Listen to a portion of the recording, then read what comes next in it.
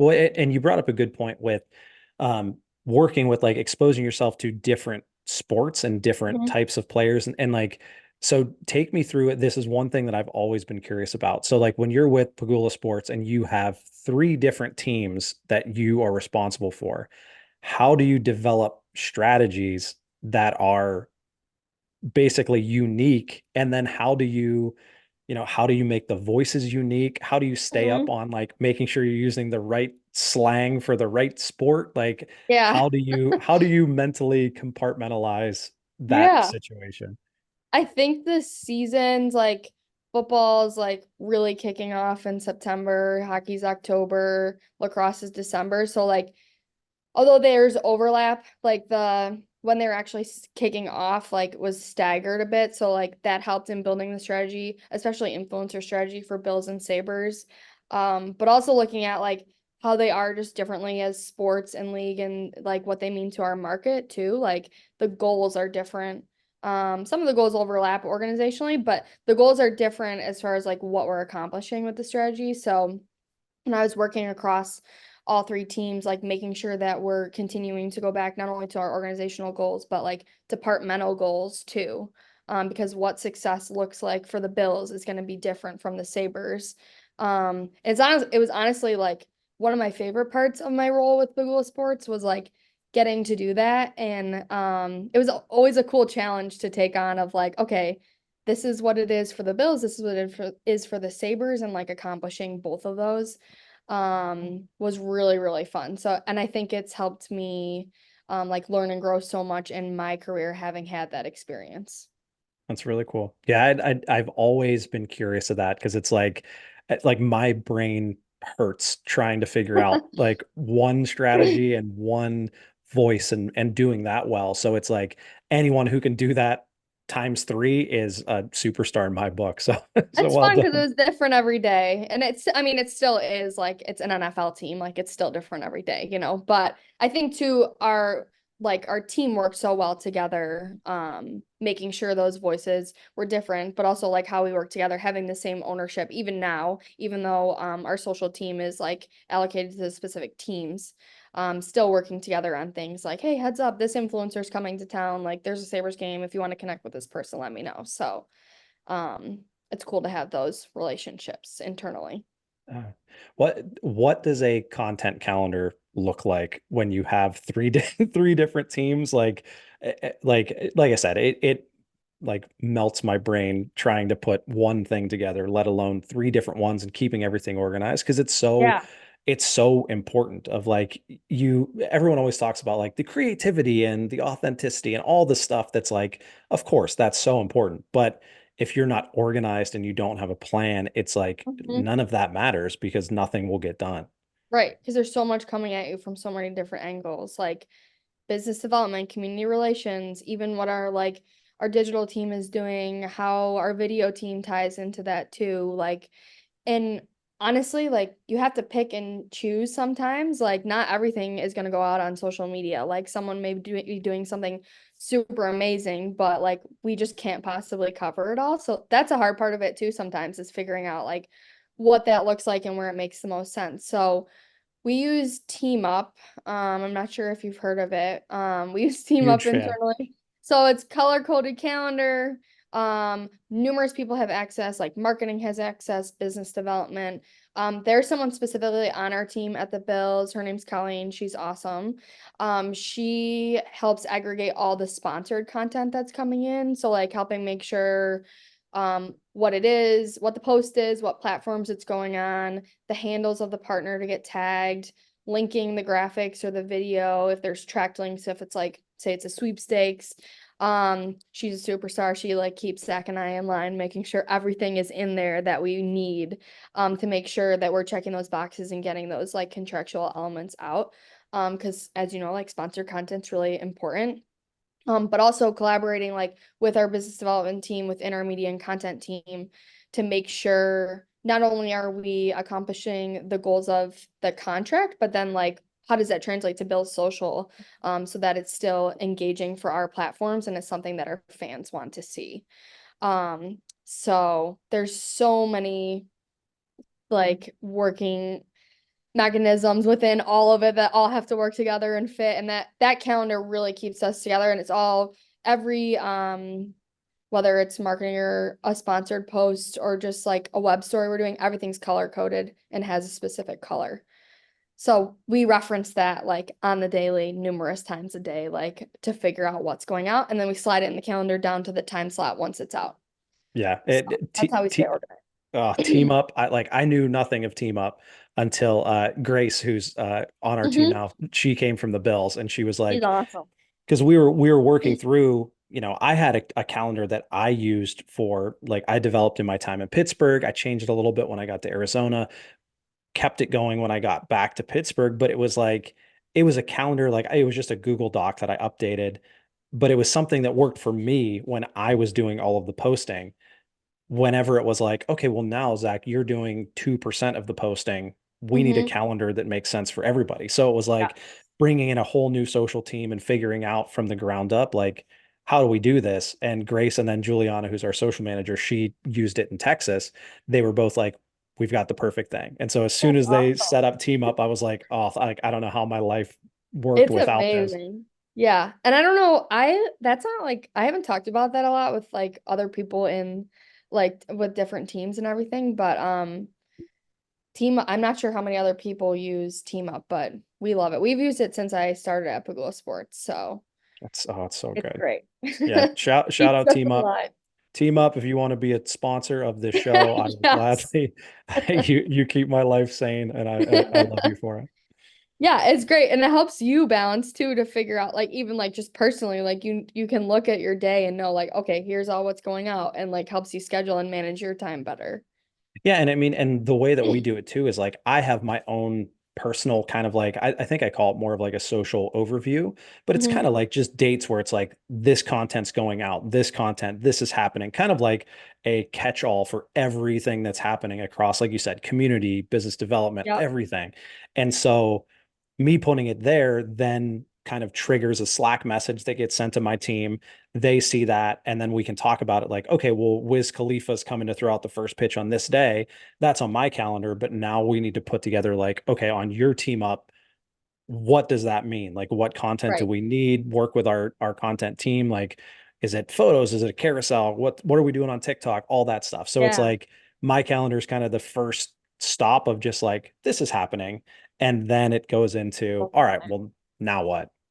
I don't think people realize like, think like, oh, they're sending out the tweets. And that's like there's so much that goes into just one post. Like just like Wiz Khalifa coming in throw out a first pitch. There's so much that goes into that then that you see across all the platforms and get it out to everybody. So Oh, it's crazy. Well, and yeah. like I forget exactly the numbers. I think it's like we have, as the Pirates, we have there's 9 different platforms that we're on, and there's like 26 different accounts that we manage across all those platforms. So it's like, and I'm managing 3 different teams at the same time. I'm sure that number's even crazier. But it's like knowing that it's just like we talked about, Wiz Khalifa's coming to throw out a first pitch. Okay, well, you go through the list of those 9 platforms of like, okay, Hmm. maybe we don't need anything on Facebook. Maybe we don't need anything on Threads, whatever it might be. But Yes. like, okay, well, now that we narrowed it down to 7 that we think this content will do great on, what's Yeah. the content? What do we have to do? So it's Right. like that's one thing that I've worked hard, any of the interns that we've had or anyone younger and newer in the industry, it's like understanding how you go from here's an idea Hmm. to okay, now put it out to the world and hit send. Like the steps in between there are Yes. what make or break the whole thing. And how it's diversified between platforms too. Because like you said, like maybe you're not putting Wiz throwing out a first pitch on Facebook, but like there's a reason why you're not putting that there because like it may not engage very well. Or if you do, you may have to spell it out a little bit more of like who it is and why they're throwing out a first pitch. So Yeah, it's something else. yeah. Um, well, you brought up influencers a couple different times, and that is something like I feel like it's grown a lot more over the last like 4 or 5 years, where it was just like, Yeah. yeah, obviously, let's get cool people to wear Cardinals gear, Steelers gear, or like let's get cool people to do stuff. Like, of course, that's it. But I remember with the Steelers, I think like our strategy was just like, oh, I'm trying to think of a good like Seth Meyers is going to be at the Steeler game. Well, I'll just he'll do a selfie for us. I'll put that up and then I'll get back to work. And it's like, it's so different than what it is now. And it's like, so Mhm. long story short, and getting to my actual question is just like the process of identifying influencers, because it's not just like go through the list of whoever has the most followers, get them a Bills hat and call it a day. It's like, Right. how do you how do you identify the right ones and work with them? Yeah. So for us, it has to be really authentic because of like the Bills identity, especially as it relates to like our fans to Bills Mafia. Because if someone just like shows up and is wearing a Bills hat and they're like, who is this? Like, why should we care about this person? Like you said, you can't just stick somebody in the gear and be like, they're a Bills fan. You have to like work up to saying like this person is a fan of us and like they care about this team, this city, like, and the people rallying around it all. So for us, it really took off in COVID when we were like, oh my gosh, we're at home. We need to figure out ways to engage our fans. Like, we didn't have an influencer strategy, and it's something that became a part of my role by way of like starting to engage these famous fans of ours, like and big time creators of our team. So identifying them, it was just initially like taking stock of like who do we know that are like celebrities or people of influence in the community that are fans of ours that we can leverage. And then each year creating a strategy that has like bigger buckets of things that we want to accomplish, like as simple as like season kickoff gifting, like playoff gifting, down to like smaller specific executions that we want to do with like very specific people. Like we played in London in October, so it was like that was a bucket that we were like, okay, who of our influencers do we want to invite to this game and have there, and what do we want them to do? And looking at it like what not only is important like to us and like what we can accomplish, but like we want it to be mutually beneficial. It's important that like they're getting something out of this too, like um and like we're getting exposure from other people's platforms, they're getting exposure on our platforms, maybe we're giving them access to something they may not have otherwise had access to. And like sometimes like we may not even be posting them, but they're posting about us, but we gave them the access, they're posting about it from their platforms, they had a great experience, so they're going to post about it. So it's different for every single person. Sometimes it's just initially even making the connection with someone if we hear somebody's a Bills fan, and then like have like they're in the like ether with us, I guess. And then like we may wait until there's like something specific like that makes sense for us to do with them. It's not always just like, oh my God, this famous person is a fan of us. Let's go. Like, full send. Like there's gotta be, whereas I think in the first couple years where I was doing it, like that's what it was. And also with it correlated with our success, right? Like people were coming out of the woodwork that wanted to engage with the Bills, which was amazing. But now it's a lot more strategic how we're engaging those people and what that looks like and what not only we're getting from it, but what they're getting from it too. So a lot of those people, like sometimes they come through like the ticket office, they get a hold of somebody, sometimes someone internally like from PR or like somebody from business development, maybe like, oh, this comedian is coming.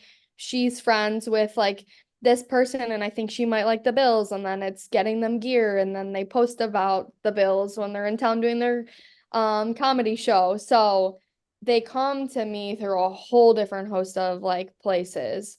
And then just like vetting them and going from there and figuring out what makes sense to do with them. And at the very least, just engaging them. Like there is like gifting at a basic level is important, and building relationships is really what it is at the end of the day. Like making them, and it's like it's not fake, like make they are important to us as fans of our as being a part of Bill's Mafia. Okay, so influencers, like you nailed it with like developing these relationships. Like I feel like Buffalo and Pittsburgh, they're very similar fan Mhm. bases, like across the board, where it's like they can spot a phony fan from a mile Yes. away. It's like I said, if it's just like some dude who has a bunch of followers and you're like, here's a Pirates hat or what, it's like it doesn't have that same impact of like this dude's from Pittsburgh or this guy's been, a Pirates fan since day one. Like it like that stock is so important to to just the general fan base and basically the people you're trying to influence, right? Yes. Yeah, it's so neat. Like, it's been really cool to be able to foster those relationships. And then even people who like Josh Richards, for example, he's a huge TikTok creator. He is a fan of ours, but like hadn't publicly said it before. Like he grew up a Bills fan because of his dad. So it was something where like the NFL connected us with him. He was going to be a creator of the week for us, but he did some stuff with us for NFL draft last year. But it was something like we had a conversation with the league and his team, like we can't just go like full send like Josh Richards. Like I'm like he's got to be all in on this too, like professing his fandom, like and understand he has his own deals and he's going to do other stuff with the league too because that's important to him and is part of his brand. But like needed him to be like being proactive about like expressing his fandom because like you said like Pittsburgh and Buffalo fans alike are going to see right through it if you're not being genuine about it, which Yep. he is a true fan, but like we needed to like do some work and like strategize on the front end of it to be like, okay, this is how this is going to look to make sure people know like who he is and that he pledges his allegiance to the Buffalo Bills. It's oh man, it's so funny. Like it's such a funny thing to think of. It's like Yeah. it makes total sense, but it's like, yeah, it's like, well, you can't just like we can't just come out of nowhere and say you're a Bills fan. Like you actually have to be Yeah. a Bills fan. Like let's Like you figure gotta this start out. wearing the gear in some of your TikToks and like, like what do you like? I'll send you whatever merch you want, that sort of stuff. Yeah. No, but it makes total sense. And then it's like Yeah.